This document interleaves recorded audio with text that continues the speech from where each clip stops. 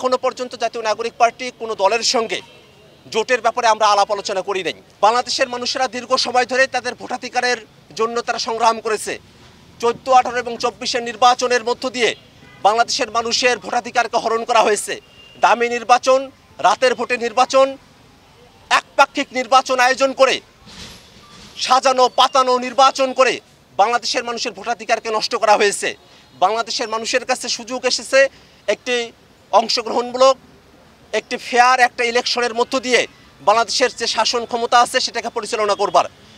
অন্তর্বর্তীকালীন সরকার সামনে নির্বাচনের যে সময়সীমা ঘোষণা করেছে, আমরা মনে করি যদি এর মধ্যকাই জুলাই সনদের বিষয়টাকে ফয়সালা করা হয়, যদি বিচারগুলোকে দৃশ্যমান করা সম্ভবপর হয়, একই সাথে আইন শৃঙ্খলা পরিস্থিতির উন্নতি করে মাঠ প্রশাসনকে নিরপেক্ষ করে লেভেল প্লেইং ফিল্ড ইনশিওর করা সম্ভব হয়, তাহলে বাংলাদেশে একটা অংশগ্রহণমূলক একটা ফেয়ার নির্বাচন অনুষ্ঠান করা সম্ভব। নায়াসিনামাইড ও স্যালিসাইলিক সমৃদ্ধ লিলি ফেস ওয়াশ যা ফেসের ডেড স্কিন সেল দূর করে দেয় দ্বিগুণ ফাস্টার ব্রাইটেনিং। আর যদি মাঠ প্রশাসনকে নিরপেক্ষ করা না যায়, যদি বিচার এবং সংস্কারকে দৃশ্যমান করা না হয়, তাহলে নির্বাচনের মহোৎসব আমাদের পক্ষে অর্জন করা সম্ভব হবে না।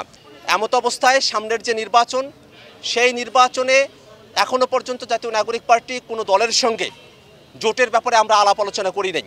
কিন্তু আমরা মনে করি যে বাংলাদেশে জাতীয় স্বার্থকে রক্ষার জন্য, বাংলাদেশের মানুষের স্বার্থকে রক্ষা করার জন্য যদি কারোর সঙ্গে জোটের প্রয়োজনীয়তার জায়গা তৈরি হয় আদর্শিক মিলের জায়গা থেকে, একই সাথে বাংলাদেশের প্রয়োজনকে বিবেচনায় রেখে আমরা সে ধরনের জোটের ব্যাপারে এখনো পর্যন্ত ওপেন রয়েছি।